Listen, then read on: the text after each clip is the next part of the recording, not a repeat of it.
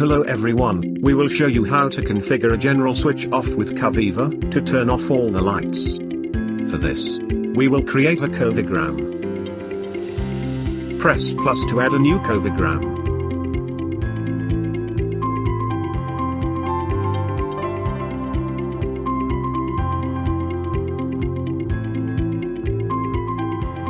Choose a virtual button as trigger, and save. Then, select all the lamps that should be switched off, and the action to be executed.